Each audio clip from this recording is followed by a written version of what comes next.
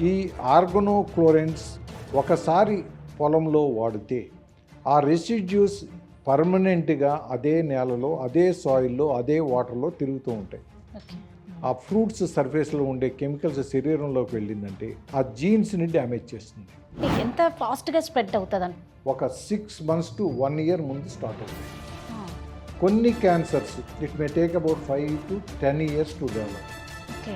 Cancer వచ్చే అవకాశం ఉందని డిటెక్ట్ చేయడానికి 5 years ముందే డిటెక్ట్ చేయొచ్చు. అంటే బాడీలో ఏ పార్ట్కి వచ్చినా ఆ యూరిన్ స్మెల్ కనిపెట్టి దాని ద్వారా క్యాన్సర్ ఉందో లేదో కనిపెట్టి 2016లో జపనీస్ సైంటిస్ట్ నోబెల్ ప్రైజ్ ఇచ్చారు. ఆయన ఏం చెప్పాడంటే intermediate fasting helps and prevents cancer. Okay.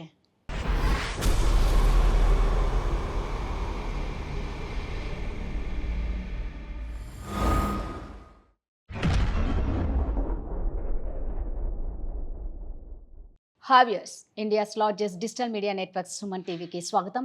Welcome to Suman TV మనోధైర్యం. తెలుగు రాష్ట్రాలలోని senior most cancer surgeon doctor G Suryanarayana Raju గారు మనతో ఉన్నారండి. వీరికి 35 years ఎక్స్పీరియన్స్ ఉంది.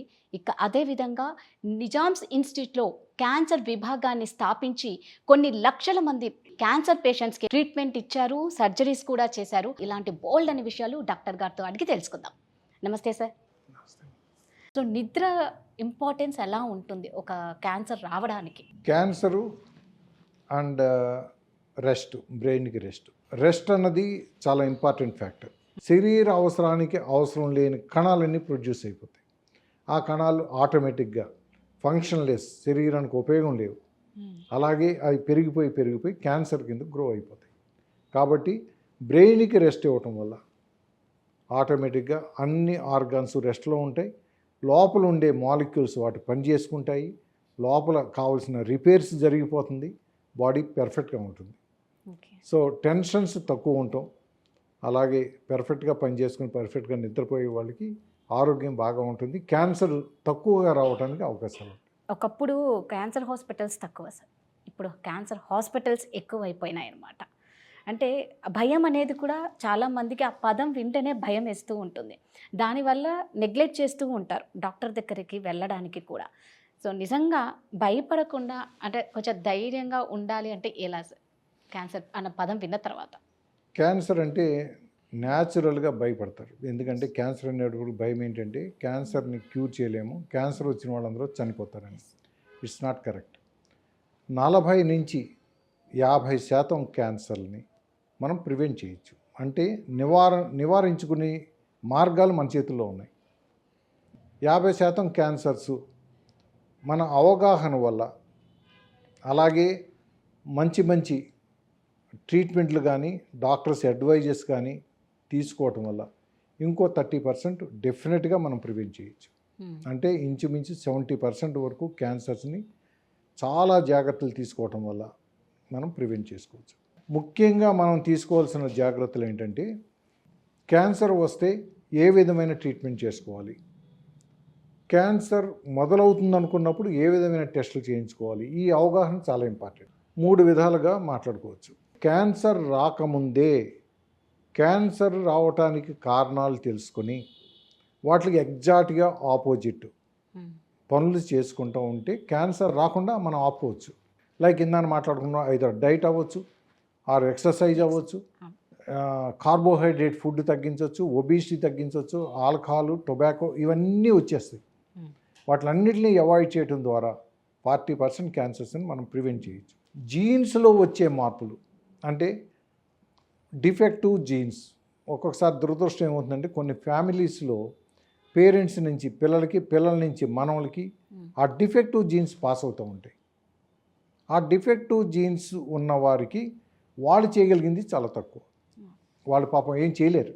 కానీ మనం టెస్టుల ద్వారా ఎవరికి ఈ డిఫెక్టివ్ జీన్స్ ఉన్నాయి, ఏ రకమైన డిఫెక్ట్స్ ఉన్నాయి, వీటి వల్ల ఏ క్యాన్సర్లు వస్తాయని మనం తెలుసుకోగలిగితే అట్లీస్ట్ సమ్ పర్సెంటేజ్ ఆఫ్ ఈ టైప్ ఆఫ్ జెనెటిక్ డిఫెక్ట్స్ని ల్యాబొరేటరీలో రిపేర్ చేసే అవకాశాలు ఉన్నాయి ఈ రోజుని. అంటే ఆ జీన్స్ తీసుకుని ఫ్రెష్ నార్మల్ జీన్స్ ల్యాబొరేటరీలో తయారు చేసి శరీరంలోకి ఎక్కించడం వల్ల, అలాగే శరీరంలో ఉండే మూల కణాలని కొన్ని వాటిని ఐసోలేట్ చేసి వాటి ద్వారా మూల కణాలను ఎక్కించి ఈ డిఫెక్టివ్ జీన్స్ని ఎక్కడైతే డిఫెక్ట్ ఉందో దాన్ని రిపేర్ చేయడానికి, అలాగే బాడీ ఇమ్యూనిటీని ఇంప్రూవ్ చేసి ఎక్కడైతే ఏ ఎంజైమ్స్ అయితే అబ్నార్మల్గా సెక్రీట్ అవుతున్నాయో తెలుసుకుని ఆ ఎంజైమ్స్ సెక్రీషన్ బ్లాక్ చేయటం ద్వారా మనం క్యాన్సర్ రాకుండా ఆపొచ్చు. ఎగ్జాంపుల్, బ్రెస్ట్ క్యాన్సర్స్కి BRCA1 and 2 డిఫెక్ట్స్ ఉన్నప్పుడు దానిలో అబ్నార్మల్ జెనెటిక్ స్ట్రక్చర్ ఉంది కాబట్టి ఆటోమేటిక్గా మనం ఇంటర్వ్యూన్ అవ్వకపోతే వాళ్ళకి ఫ్యామిలీలో చాలామందికి క్యాన్సర్స్ వచ్చేస్తాయి. దాన్ని మనం ఇంటర్వ్యూన్ అయ్యి దానికి కొన్ని మందులు ఆర్ ఇంజెక్షన్స్, ఆ ఎంజైమాటిక్ దాన్ని మనం టార్గెటెడ్ థెరపీస్ అంటాం, వాటిని ఇవ్వటం ద్వారా ఆ జీన్స్ని ఇన్యాక్టివ్ చేసి క్యాన్సర్ రాకుండా కాపాడవచ్చు. అట్లీస్ట్ వచ్చిన వాళ్ళకి ప్రొఫిలాక్టిక్ ట్రీట్మెంట్ చేయటం ద్వారా, అంటే ఈ ఫ్యామిలీలో ఈ పర్టికులర్ పర్సన్లో క్యాన్సర్ తప్పనిసరిగా వస్తుందని మనకు ముందే తెలిస్తే ప్రివెంటివ్ మెడికేషన్ ఇవ్వటం వల్ల కానీ ఆర్ ప్రివెంటివ్ సర్జరీ చేసి ఏ అవయవానికి అయితే క్యాన్సర్ వస్తుందని మనం నమ్ముతున్నామో టెస్టుల ద్వారా ఆర్గాన్ ముందే తొలగించడం ద్వారా శరీరంలో క్యాన్సర్ రాకుండా కాపాడుకోవచ్చు. సో క్యాన్సర్ రాకముందే ఆ ఆర్గాన్ని తీసేస్తాం. అలాగే దానికి కావాల్సిన హార్మోన్స్ కానీ అవి కానీ కొంచెం యాంటీడోట్ లాగా ఉపయోగించి క్యాన్సర్ రాకుండా కాపాడుకోవచ్చు. అలాగే థైరాయిడ్లో వచ్చే మెడులరీ క్యాన్సర్ని RET జీన్ అని ఉంటుంది. సో ఆ జీన్ ఎప్పుడైతే మనం హెరిడిటరీ క్యాన్సర్లో థైరాయిడ్ క్యాన్సర్ వస్తుందని గుర్తించినామో ఆ థైరాయిడ్ని 10 years లోపే ఆపరేషన్ చేయటం ద్వారా ఆ మనిషికి థైరాయిడ్ క్యాన్సర్ రాదు. అలాగే కొన్ని లుకీమియాస్లో కొన్ని జీన్స్ డిఫెక్టివ్ జీన్స్ ఉంటే దానికి కావలసిన antidote in the form of enzyme ఇనిబిటార్స్ని ఉపయోగిస్తాం. దాని ద్వారా క్యాన్సర్ వృద్ధి చెందకుండా ఆపేస్తాం. ఇవన్నీ కూడా క్యాన్సర్ ప్రివెంటివ్ మార్గాలు. అది ప్రైమరీ ప్రివెన్షన్. అలాగే వ్యాక్సిన్స్, వైరసెస్ నుంచి వచ్చే క్యాన్సర్స్ని కాపాడుకోవటం కోసం వ్యాక్సిన్ అడ్మినిస్ట్రేటివ్ చేయటం ద్వారా, అంటే హెపటైటిస్ B అవ్వచ్చు ఆర్ హ్యూమన్ ప్యాపిల్లోమా వైరస్ అవ్వచ్చు. Human papilloma virus నౌడేస్ is very very common. గర్భసంచి ముఖద్వారానికి వచ్చే క్యాన్సర్లో ఇంచుమించు 90% ఆఫ్ ద క్యాన్సర్స్ ఈ హ్యూమన్ ప్యాపిల్లోమా వైరస్ దానిలో కనుక్కున్నారు. దట్ ఈజ్ రెస్పాన్సిబుల్ అని చెప్పి మనం నమ్ముతున్నాం ఈరోజు. ఆ human papilloma virus with different strains inject చేయడం ద్వారా మగపిల్లల్లో అలాగే ఆడపిల్లల్లో కూడా బిఫోర్ 10 years 2 ఇంజెక్షన్లు చేయడం ద్వారా ప్యాపిల్లోమా వైరస్కి complete antidote and then we can prevent them. అంటే మగపిల్లలకి ఆడపిల్లలకి ఎందుకంటే ఈ human papilloma virus aero digestive tract, నోటికి గొంతుకి స్వరపేటకి వచ్చే క్యాన్సర్లో దట్ ఈజ్ రెస్పాన్సిబుల్. సిమిలర్లీ విమెన్లో ఈ జెనైటల్ ట్రాక్కి వచ్చే క్యాన్సర్స్, సర్వైకల్ క్యాన్సరు అలాగే వల్వల్ క్యాన్సర్, వీటన్నిటికీ కూడా ప్యాపిల్లోమా వైరస్ ఈ రెస్పాన్సిబుల్. ఈ వైరస్ వ్యాక్సినేషన్ ముందే ఇవ్వటం ద్వారా క్యాన్సర్ రాకుండా మనం ప్రొటెక్ట్ చేయొచ్చు. Not 100%, at least 70% we can protect them. అలాగే hepatitis is very very common. మనకి గవర్నమెంట్ కంపల్సరీ వ్యాక్సినేషన్ అని పెట్టిన తర్వాత హెపటోమస్ అంటే లివర్ ట్యూమర్స్, లివర్ క్యాన్సర్స్ బాగా తగ్గినాయి. ఇంకా సెకండరీ ప్రివెన్షన్ అంటాం. What is secondary prevention? Cancer వస్తుంది అని తెలిసినప్పుడు పీపుల్ని ఐడెంటిఫై చేసి వాళ్ళందరినీ కూడా breast screening, breast self examination. మా ఇంట్లో ఫ్యామిలీలో ఎవరికైనా బ్రెస్ట్ క్యాన్సర్ వస్తే ఆ ఆడపిల్లలకి అవగాహన కల్పించి 25 years నుంచి బ్రెస్ట్ సెల్ఫ్ ఎగ్జామినేషన్ నేర్పించడం, అలాగే అవసరం అనుకుంటే అల్ట్రాసౌండ్ ఎగ్జామినేషన్ చేయటం ద్వారా ఏమన్నా కొంచెం మార్పులు వచ్చినప్పుడు వెంటనే ట్రీట్మెంట్ చేయటం. అలాగే యూట్రైన్ సర్వైకల్ క్యాన్సర్ విమెన్కి very very common in India. వాళ్ళకి ప్యాప్ టెస్ట్ చేయటం ద్వారా అలాగే HPV ట్రీట్మెంట్ చేయటం ద్వారా క్యాన్సర్ రాకుండా కాపాడుకోవచ్చు. స్టేజ్ 0 లెవెల్లో క్యాన్సర్ని మనం అట్లీస్ట్ 70% ఆఫ్ ద క్యాన్సర్స్ మనం స్టాప్ చేయొచ్చు. Is very very very very easy, కానీ అవగాహన చాలా ఇంపార్టెంట్. కొన్ని దేశాల్లో అక్కడ ఏ క్యాన్సర్స్ ఎండమిక్గా ఉంటాయో, అంటే జపాన్ కానీ లేకపోతే చైనా లాంటి దేశాల్లో, కొరియా లాంటి దేశాల్లో గ్యాస్ట్రిక్ క్యాన్సర్స్, ఇసోఫేజియల్ క్యాన్సర్స్ అంటే ఆహార నాళము జీర్ణకోశానికి క్యాన్సర్స్ చాలా కామన్. ఓకే. వాళ్ళు ఏం చేస్తారంటే కంపల్సరీ ఎండోస్కోపీ చేస్తూ ఉంటారు. ప్రతి సంవత్సరం వాళ్ళు కంపల్సరీ ఎండోస్కోప్ చేయించుకోవాలి. వాళ్ళు వెళ్ళి గ్యాస్ట్రిక్ క్యాన్సర్ డిటెక్ట్ చేశారు. Now the cancers are coming down in Japan and Korea. అలాగే అమెరికాలో colonic cancers are very common and lung cancers are very common. వాళ్ళు కొలనోస్కోపీ అన్నది కంపల్సరీ స్క్రీనింగ్ మెథడ్. వాళ్ళు ప్రతి సంవత్సరం కొలనోస్కోపీ చేస్తారు. ఏమన్నా చిన్న చిన్న అనుమానాలు ఉంటే ముందే ప్రివెంటివ్ సర్జరీ కానీ ప్రివెంటివ్ మెడికేషన్ ఇవ్వడం ద్వారా కొలనిక్ క్యాన్సర్ రాకుండా కాపాడుతారు. అలాగే లంగ్ క్యాన్సర్కి వాళ్ళు పర్టికులర్ గైడ్లైన్స్ ప్రకారం ఎక్స్రే కానీ బ్రాంకోస్కోప్ కానీ చేయటం ద్వారా ఏమన్నా మార్పులు కనిపిస్తే వెంటనే ట్రీట్మెంట్ చేయటం. స్టేజ్ 0 అంటే క్యాన్సర్ రాకముందే దట్ బికమ్ స్టేజ్ 0. అది ప్రీ క్యాన్సర్ స్టేజ్లో ట్రీట్మెంట్ చేయటం ద్వారా క్యాన్సర్ రాకుండా కాపాడవచ్చు. ఇంకా మూడో మెథడ్ ఏంటంటే సెకండరీ ప్రివెన్షన్ అన్నది. క్యాన్సర్ ఆల్రెడీ డయాగ్నోస్ చేసాం, ఇండివిజువల్ ఆల్రెడీ ట్రీట్మెంట్ చేసుకుంటున్నారు, వాళ్ళకి క్యాన్సర్ గ్రోత్ రేట్ని తగ్గించటం, కాంప్లికేషన్ రాకుండా కాపాడుకోవటం అండ్ జీవితం పెరిగేటట్టు చూసుకోవడం. ట్రీట్మెంట్ ద్వారా that is only A treatment. అది కాంప్లికేషన్ లేకుండా చేసుకోవడం ద్వారా సెకండరీ ప్రివెన్షన్ ఉపయోగపడుతుంది.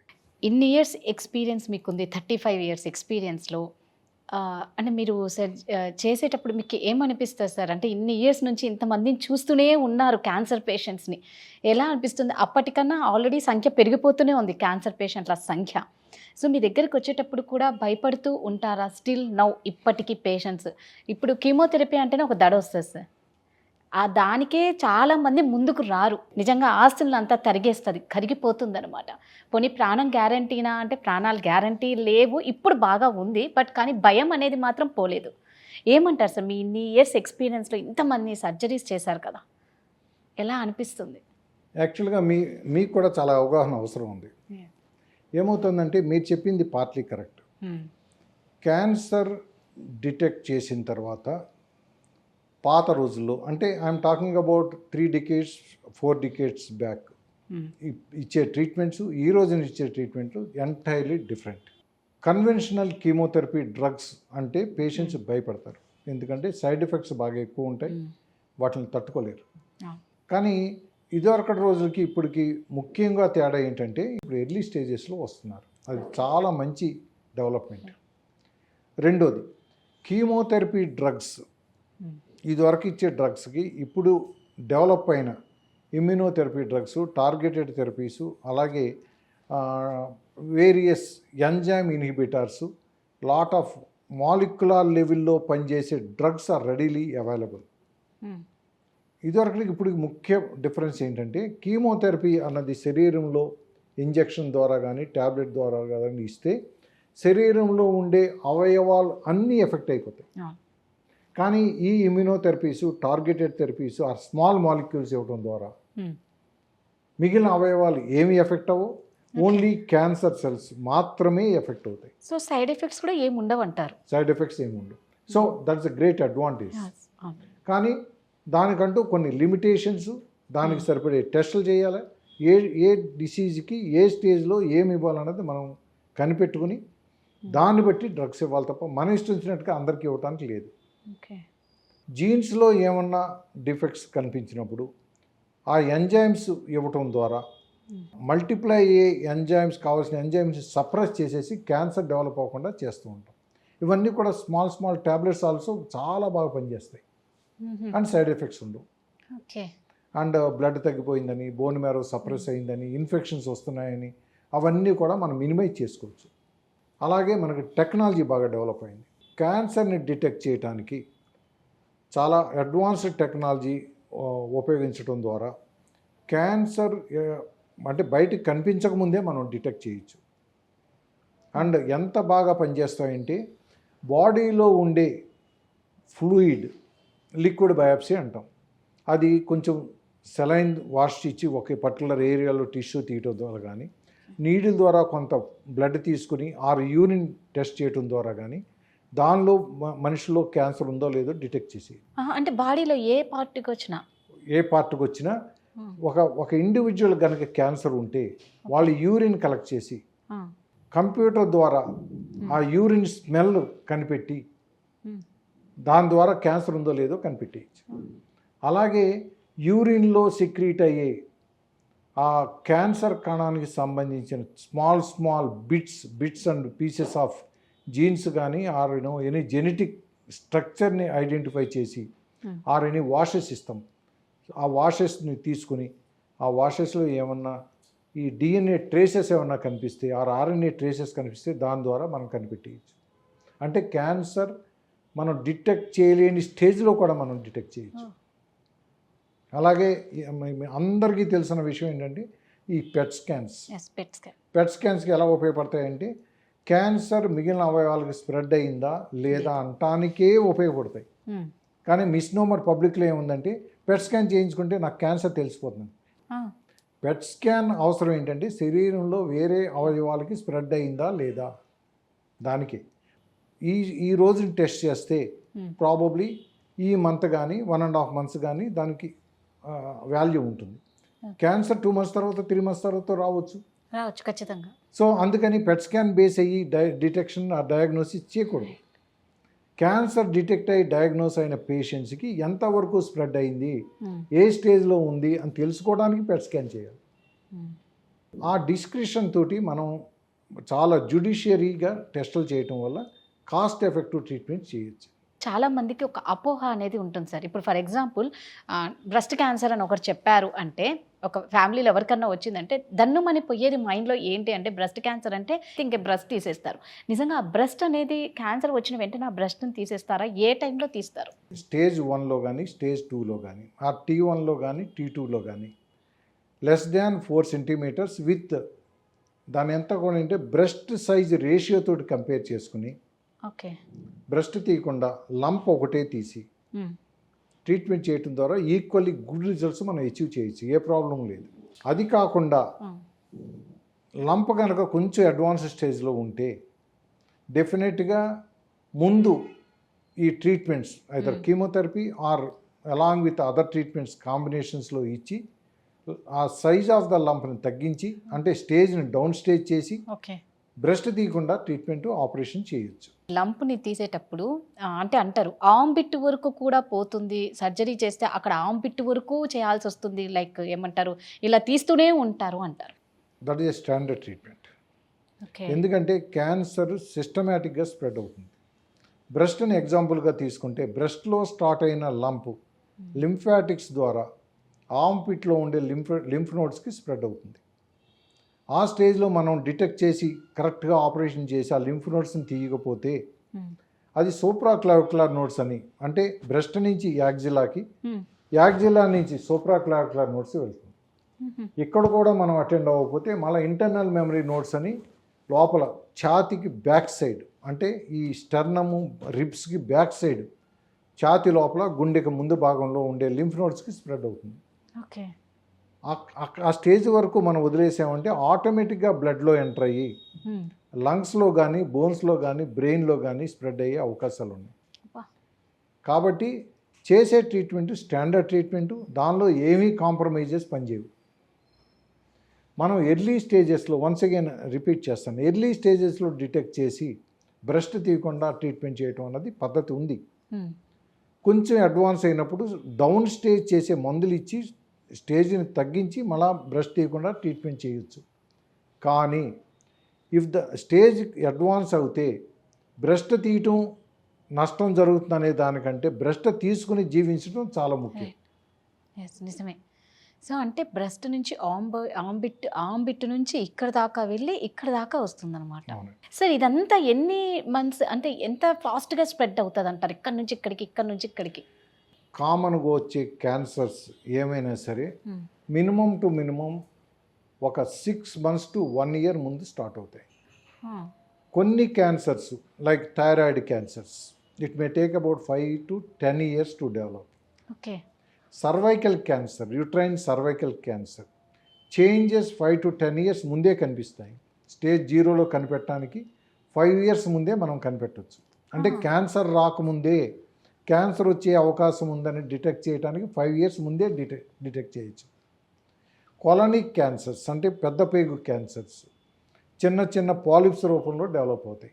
మనం రెగ్యులర్గా ఇంటర్వల్స్లో హై రిస్క్ పేషెంట్స్ కొలనోస్కోపీ చేయటం ద్వారా పాలిప్స్ని డిటెక్ట్ చేయగలిగితే క్యాన్సర్ రాకముందు అట్లీస్ట్ 1.5 to 2 years ముందే డిటెక్ట్ చేయొచ్చు. అన్ని అవయవాలకు ఒకలాగుండవు, ఒకే అవయవంలో వచ్చే చాలా రకాల క్యాన్సర్స్ చాలా రకాలుగా బిహేవ్ చేస్తూ ఉంటాయి. ఎగ్జాంపుల్స్ నేను చెప్తాను. కానీ 130% క్యాన్సర్స్ అవన్నీ కూడా స్టార్ట్ అయిన 3 to 6 monthsలో అడ్వాన్స్ అయిపోతాయి. అంటే అవన్నీ కూడా ఫాస్ట్ గ్రోయింగ్ క్యాన్సర్. మనం క్యాన్సర్ అని గుర్తించినాము అంటే 3 to 6 monthsలో బాగా స్ప్రెడ్ అయ్యే అవకాశం ఉండే క్యాన్సర్స్ 30% ఉంటాయి. ఓకే, అంటే 70% స్లోగా డెవలప్ అవుతాయి, 30% ఫాస్ట్గా డెవలప్ అవుతాయి. ఫాస్ట్గా డెవలప్ అయ్యే క్యాన్సర్స్ నేను చెప్పిన ప్రిన్సిపల్ వర్తించదు. ఓకే, అంటే ఇప్పుడు ఫాస్ట్గా స్ప్రెడ్ అయ్యే క్యాన్సర్స్ అంటే ఏముంటాయి సార్? అంటే చాలా రకాల క్యాన్సర్స్ వస్తాయి. చాలా రకాల్లో మెజారిటీ ఆఫ్ ద క్యాన్సర్స్ మనం సాధారణంగా మాట్లాడుకున్నట్టుగా స్లోగా డెవలప్ అయ్యే క్యాన్సర్స్. హై గ్రేడ్ క్యాన్సర్స్ అన్నది అన్ని అవయవాలని రావచ్చు. ఇప్పుడు బ్లడ్ క్యాన్సర్స్లో కూడా చాలా ఫాస్ట్గా ట్రీట్మెంట్కి రెస్పాండ్ అవ్వకుండా ఉండే లుకీమియాస్ ఉంటాయి. సింపుల్గా ఒక ట్యాబ్లెట్ ఇస్తే కంట్రోల్ అయిపోయే లుకీమియాస్ ఉంటాయి. అలాగే బ్రెస్ట్ క్యాన్సర్లో స్లోగా డెవలప్ అయ్యే బ్రెస్ట్ క్యాన్సర్స్ ఉంటాయి, ఫాస్ట్గా హై గ్రేడ్ క్యాన్సర్స్ ఉంటాయి. అలాగే బ్రెయిన్లో సెంట్రల్ నర్వస్ సిస్టంలో ఉండే బ్రెయిన్ ట్యూమర్స్ ఒక రకం, దానిలో స్లోగా ఉండి ఆపరేషన్ చేసి తీసేస్తే సరిపోయే బ్రెయిన్ ట్యూమర్స్ ఉంటాయి. అలాగే వెన్నుపాములో కానీ అదే క్యాన్సర్ స్ప్రెడ్ అయ్యి ఫాస్ట్ గ్రోయింగ్ హై గ్రేడ్ గ్లయోమస్ ఉంటాయి. అందుకని ప్రతి క్యాన్సర్లోని మెజారిటీ స్లోగా డెవలప్ అవుతాయి, స్లోగా గ్రో అవుతూ ఉంటాయి. But about 30% of the cancers fast growing high grade, అవి డే టు డే ఫాస్ట్గా డెవలప్ అయ్యే క్యాన్సర్స్ కూడా ఉంటాయి. మేము ఈ క్యాన్సర్ అవేర్నెస్ ప్రోగ్రామ్ పెట్టాం కాబట్టి మా వ్యూయర్స్కి మీరు ఎలాంటి అవేర్నెస్ ఫైనల్గా షార్ట్ అండ్ స్వీట్లో ఒక ధైర్యాన్ని ఇవ్వాలి సార్ ఫస్ట్ మా వాళ్ళకి? క్యాన్సర్ని ప్రివెంట్ చేయడం మన చేతుల్లో ఉంది. మెజారిటీ ఆఫ్ ద క్యాన్సర్స్ని మనం లైఫ్ స్టైల్స్ని మాడిఫై చేసుకోవటం, మన ఎన్విరాన్మెంట్ని మనం ప్రొటెక్ట్ చేసుకోవటం, మన డైట్ కానీ మన ఫిజికల్ యాక్టివిటీ కానీ మన కంట్రోల్లో ఉన్నప్పుడు చేసుకోవటం చాలా అవసరం, చాలా తేలిగ్గా జరుగుతుంది. మన పూర్వీకులు చెప్పినట్టుగా వారానికి ఒకరోజు కానీ 15 రోజులకు ఒకరోజు కానీ ఫాస్టింగ్లో ఉండటం, అది ఏకాదశి అని అనొచ్చు, శనివారం అనొచ్చు, లేకపోతే మీరు లంకడం, జ్వరం వచ్చినప్పుడు ఊర్లో ఏం చేస్తారంటే జ్వరం వచ్చింది కదా ఈరోజు భోజనం పెట్టొద్దు రేపు పెడదామని చెప్తారు. ఇవి అన్నీ కూడా శరీరానికి ఉపయోగపడే అలవాట్లు. దీన్నే ఇంటర్మీడియట్ ఫాస్టింగ్ అని మనం మెడికల్ టర్మ్స్లో ఇప్పుడు బాగా వాడుతున్నాం. ఎందుకు వాడుతున్నామంటే ఇంటర్మీడియట్ ఫాస్టింగ్ చేయటం ద్వారా మీరు ఇందాకని అన్నారు మైండ్కి రెస్ట్ ఇస్తే ఎలా ఉంటుంది, అలాగే డైజెస్టివ్ సిస్టమ్కి రెస్ట్ ఇవ్వటం ద్వారా శరీరంలో ఉండే వేస్ట్ ప్రొడక్ట్స్ అన్నింటినీ కూడా శరీరం కన్జ్యూమ్ చేసి బయటికి ఎక్స్క్రీట్ చేసేస్తుంది. అది మోషన్ ద్వారా అవ్వచ్చు, ఆర్ యూరిన్ ద్వారా కానీ ఆ టాక్సిన్స్ ఇవన్నిటిని కూడా బయటికి పంపించేస్తుంది. దానికి మనం టైం ఇవ్వటం చాలా అవసరం. అంటే బాడీకి రెస్ట్ ఇచ్చినట్టే మైండ్కి రెస్ట్ ఇచ్చినట్టే ఇంటెస్టైన్స్ కూడా రెస్ట్ ఇవ్వటం ద్వారా ఆ వేస్ట్ ప్రొడక్ట్స్ అన్నింటినీ బయటికి పంపించేసి శరీరంలో ఉండే ఇమ్యూన్ సిస్టమ్ బాగా హైపర్ యాక్టివ్ అవుతుంది. ఇమ్యూన్ సిస్టమ్ అంటే బాడీ రోగ నిరోధక శక్తి యాక్టివ్ అవుతుంది. సో ఆ యాక్టివ్ అవటం ద్వారా రోగాల్ని తగ్గించి బాడీలో ఉండే మలినాల్ని తొలగించి ఆ పర్టికులర్ టైంలో హైపర్ యాక్టివ్ అవుతుంది. ఈ పర్టికులర్ సబ్జెక్ట్ మీద 2016లో జపనీస్ సైంటిస్ట్కి నోబెల్ ప్రైజ్ ఇచ్చారు. ఆయన ఏం చెప్పాడంటే intermediate fasting helps and prevents cancer. వారానికి ఒకరోజు ఫాస్టింగ్ ఉండటం ద్వారా బాడీ ఇమ్యూనిటీ యాక్టివ్గా ఉండి సో శరీరంలో ఉండే మలినాలు టాక్సిన్స్ మనం తీసుకున్న ఆ జంక్ అంతా కూడా బయటికి గెంటేయటం ద్వారా ఆ ఇమ్యూన్ సిస్టమ్ యాక్టివ్గా ఉండి సెల్లో జరిగే డ్యామేజ్ ఎస్పెషలీ న్యూక్లియస్లో ఉండే జీన్స్ డిఎన్ఏ ఎక్కడైతే డిఫెక్ట్స్ ఉన్నాయో ఆ డిఫెక్ట్స్ అన్ని రిపేర్ చేయటం ద్వారా క్యాన్సర్ కానీ ఇతర డిసీజెస్ కానీ రాకుండా కాపాడటానికి మనం కొంత స్కోపు మన బాడీకి మనం హెల్ప్ చేసిన వాళ్ళు అవుతాం. వాల్యుబుల్ టైం మాకు ఇచ్చినందుకు, ఎన్నో విషయాలు మా ప్రేక్షకులకు చెప్పినందుకు, మేము చాలా తెలుసుకున్నందుకు thank you so much sir. Thank you.